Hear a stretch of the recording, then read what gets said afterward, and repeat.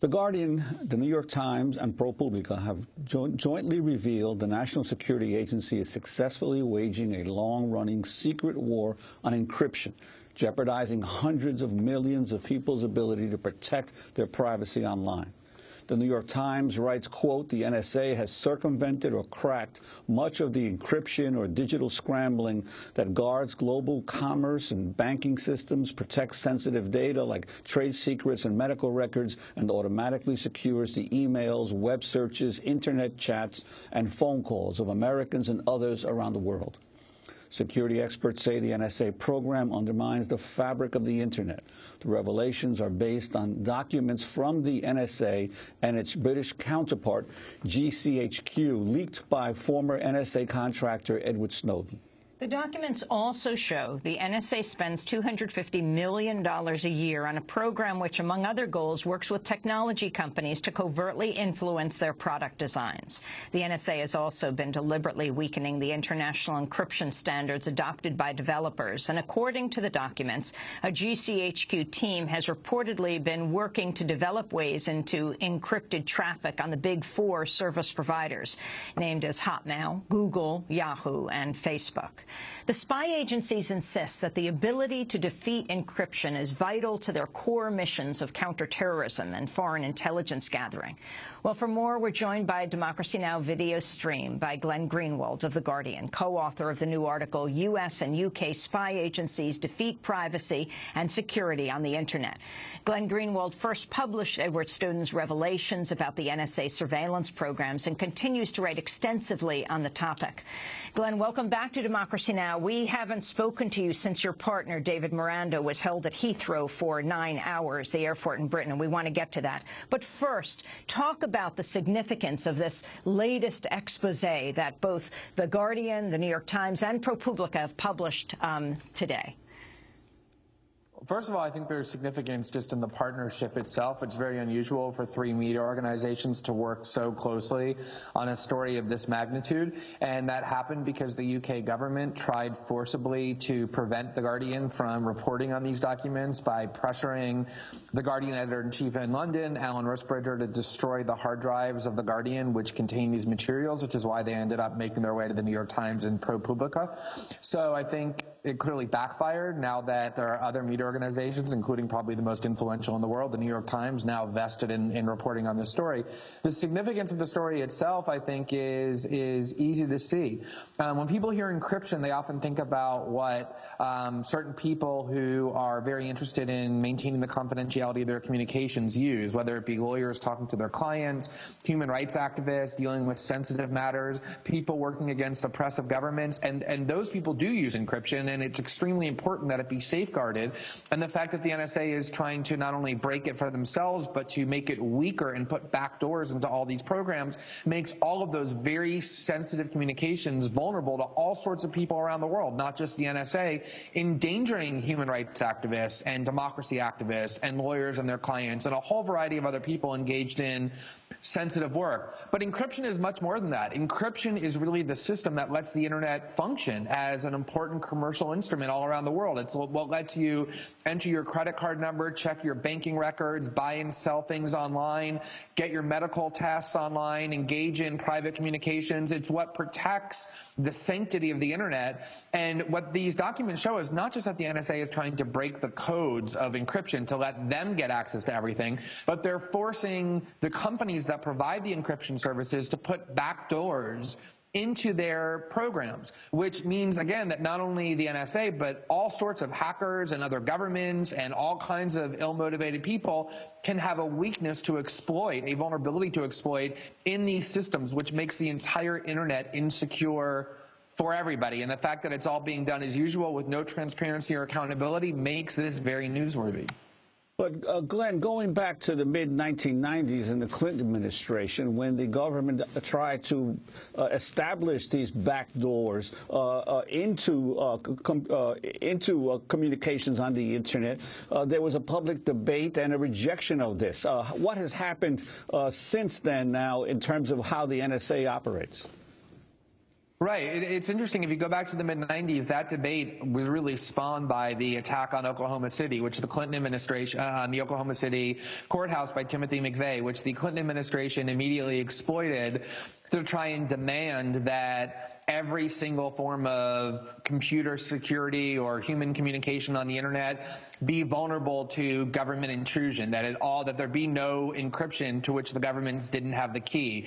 And as you said, a combination of public backlash and industry pressure led to a rejection of that proposal, and the industries were particularly incensed by it because they said if you put back doors into this technology, it'll make it completely vulnerable. If anyone gets that key, if anybody figures out how to crack it, it'll mean that there's no security anymore on the internet. And so since the NSA and the U.S. government couldn't get its way that way, what they've done instead is they resorted to covert means to infiltrate these companies, to pressure and coerce them, to provide the very back doors that they failed to compel through legislation and through public debate and accountability. And that is what this story essentially reveals, is that the entire system is now being compromised by the NSA and their British counterpart, the GCHQ, systematic efforts to ensure that there is no form of human commerce, human electronic communication that is ever invulnerable to their prying eyes. And again, the danger is not just that they get into all of our transactions and human communications, but that they're making it much easier for all kinds of other entities to do the same thing. Glen Greenwald, in the Guardian piece, you write, the NSA spends $250 million a year on a program which, among other goals, works with technology companies to covertly influence their product designs. How does the NSA do this? So one of the things that happens here is that a lot of these large technology companies sell products, expensive products, to their users based on the claim that these products will safeguard the privacy of people's activities online or online communications through encryption. At the same time, these companies are working directly with the U.S. government and the NSA, either cooperatively or because they're getting benefits from it or through coercion, to make these products vulnerable and insecure, exactly undermining the commitments that they're making to their users, that they will enable and safeguard the privacy of their communications. So it's really a form of fraud that the technology industry is perpetrating on its users, pretending that they're offering security while at the same time working with the U.S. government to make sure that these products are being designed in a way that makes them actually vulnerable to invasion. And again, sometimes it's the fault of the technology companies. They do it because they want good relationships with the U.S. government. They're profit motivated. They get benefits from it. But a lot of times there's just pressure and coercion on the part of a very powerful, sprawling U.S. government that induces these companies to do it against their wishes. And these revelations have some specifics in terms of those who are cooperating. Could you talk about Microsoft and its Outlook email? Sure. We actually reported about a month ago an article that focused almost exclusively on Microsoft and the extraordinary collaboration that company engages in with the NSA to provide backdoor access to its very programs that they tout to the world as offering safe encryption.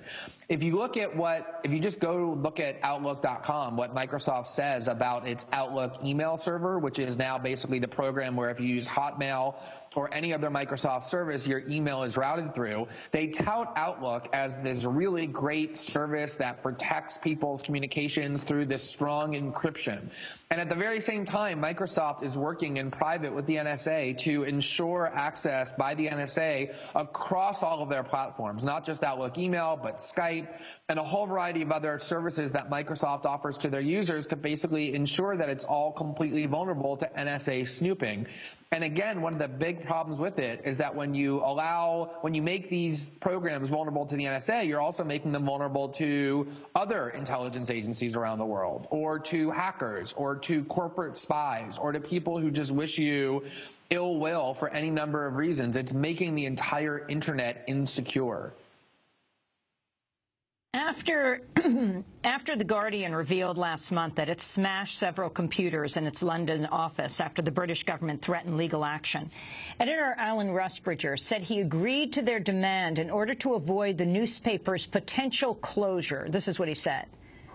It's effectively with an ultimatum from the British government that if we didn't hand back the material or destroy it, they would move to law. That would mean prior restraint, a concept that is anathema in America and other parts of the world, in which the state can effectively prevent a news publisher from publishing.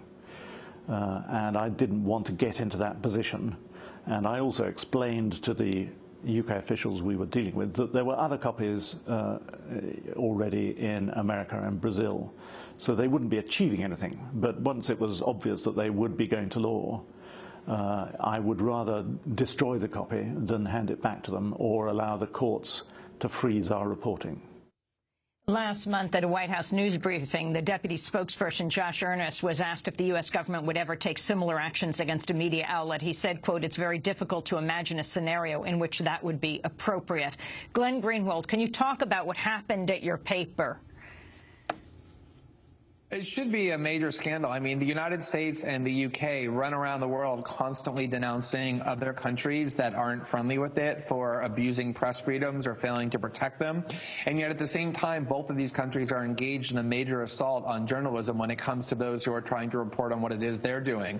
The idea that the UK government, at the behest of the highest levels of that government, the Prime Minister and their his top security officials, went into The Guardian and threatened The Guardian's top editor repeatedly and ultimately forced them to destroy hard drives that contained the byproduct of our journalism, is the stuff that, you know, the UK and the US governments would like you to think happen only in Russia or China or other governments that they love to depict as tyrannical, and yet it's happening in the closest ally of the United States.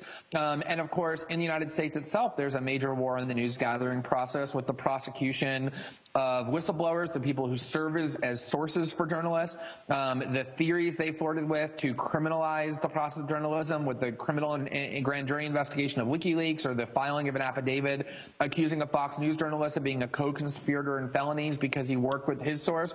You really see these two governments working hand in hand to create this climate of fear in which even the largest media organizations like the New York Times, whose celebrated reporter Jim Risen is being threatened with jail, or The Guardian, a 220-year-old newspaper, one of the most influential in the world, being threatened in the most thuggish and abusive ways to stop their reporting. And The Guardian had to take very extreme measures to evade those threats, including providing substantial numbers of documents to the New York Times and ProPublica to make sure that if they were ordered to destroy all of their sets, that there would be copies existing elsewhere in the world so that this material could continue to be reported. Glenn, what do you think needs to happen given these continuing revelations about the NSA especially, but our government in general being virtually out of control in terms of its surveillance of communications of not only Americans but around the world? Do you think that the impact of all of these revelations is going to move, hopefully, Congress to act in a stronger way to control these activities? I do. I think the impact of all of this reporting is often underappreciated. In part because the changes in public opinion are often imperceptible. They happen somewhat incrementally, and we don't immediately notice the shifts. But certain polls that have been released since we began our reporting show some very radical changes in how Americans think about threats to their privacy. They now fear government assaults on their civil liberties more than they fear the threat of terrorism, something that has never happened, at least since the 9/11 attacks. But I also think it's important to appreciate just how global this story has resonated. There are countless countries around the world in which there are very intense debates taking place over the nature of U.S. surveillance, the value of internet freedom and privacy. There are all kinds of pressure movements to demand that those people's governments take serious action against the United States to protect the internet from these kind of intrusions. You see an incredibly unprecedented, really, coalition of people across the spectrum in Congress banding together against NSA spying, insisting that they will continue to engage in reform movements, something that transcends partisan divisions or ideological divisions. It's causing serious diplomatic tensions between the United States and allies in Germany, here in Brazil, and other countries around the world. That will continue as more reporting happens on a country-by-country basis as we partner with more and more media organizations around the world. So I think absolutely this has had a huge impact, not just on the way that people think about surveillance and the NSA surveillance program, but as importantly, the way they think about President Obama, the credibility of the United States government in terms of the claims it makes, one after the next of which have proven to be false, and more generally, the role of the United States and its closest allies, including the UK, in the world, and how much defiance and challenge they actually need. You know, you could, in an odd way, talk about how Syria is linked to these revelations. President Obama is pursuing a pro-strike strategy with Syria right now in Russia, as opposed to talking about, you know, using this moment at the G20 summit to push for diplomacy. He was already isolated from Putin, angry at Putin, because Putin gave temporary asylum to Ed Snowdon. So he cancels his bilateral meeting with Putin, which could have been used to make a deal around Syria, since he's the major sponsor of Syria. You also have, with the G20, President Obama trying to get these countries to support a strike, but he's up against, you could say, against a wall of BRICS, meaning BRICS, you know, the BRICS nations, Brazil, Russia, India, China, and South Africa, who it's been revealed that the NSA has been spying on. So there's not a lot of friendliness there. Can you talk about your more recent, the piece you did before this one, around Brazil, which has caused a furor in your country, the country where you live right now, where we're speaking to you? Sure. We've been doing a lot of reporting in Brazil in the same way that Laura Poitras, who lives in Germany, because she's afraid to edit her own film on U.S. soil because she thinks it'll be seized, the footage will be, because it's about the NSA. The way that she's been teaming with Der Spiegel to report on U.S. spying on Germans. I've been teaming with British media outlets, Brazilian media outlets, to report on what's being done in Brazil and more generally to Latin America. And the stories that we started off with were about indiscriminate mass collection of the communications data and voice and internet emails of literally tens of millions of Brazilians, literally stealing from the Brazilian telecommunication system all of this data on the part of the NSA on behalf of a government over which Brazilians exercise no accountability, for which they don't vote, to which they and which owes them no obligation. That already created a huge scandal in Brazil, and the reporting talked about how that's being done more broadly in Latin America, which made that scandal spread.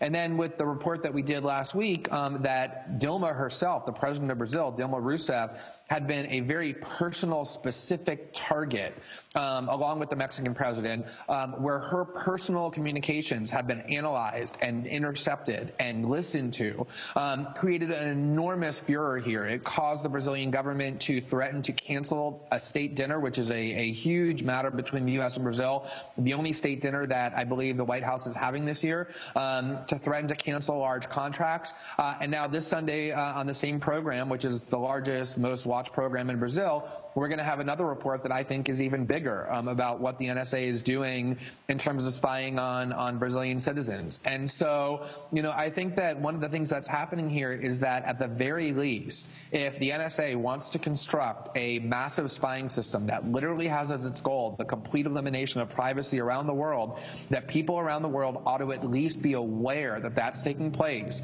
so that they can have democratic and informed debates about what they want to do about it, about how they want to safeguard their privacy, just like Americans are entitled to know that the U.S. government is collecting all of their personal communications data as well. And Glenn, I want to ask you about something closer to home. Ask you about what happened to your partner, David Miranda, when he was detained last month by the British government at London's Heathrow Airport for 9 hours under a British anti-terrorism law.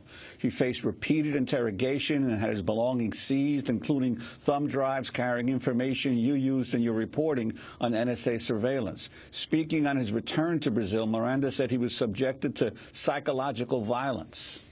A Brazilian that travels to a country like this and is detained for 9 hours in this way, it, I think, breaks a person, you understand? You break down completely and get very scared.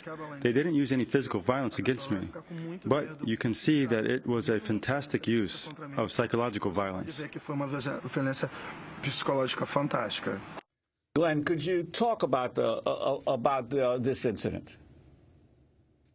Sure. I mean, first of all, what David was talking about there was the fact that they didn't just detain him the way you sometimes get regularly detained at an airport when you visit another country for a few minutes or for even an hour to get secondarily screened. He was told right from the beginning that he was being detained under the Terrorism Act of 2000, which means that he was being detained under a law, the purpose of which is to investigate people for ties to terrorism.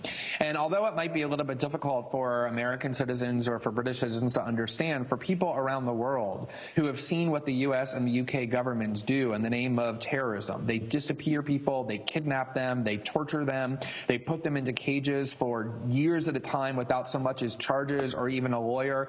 It's an not to mention the bombs they drop and the children they kill with drones. It's an incredibly intimidating thing to be told that you're being detained by a government with the behavioral record of the UK under a terrorism law.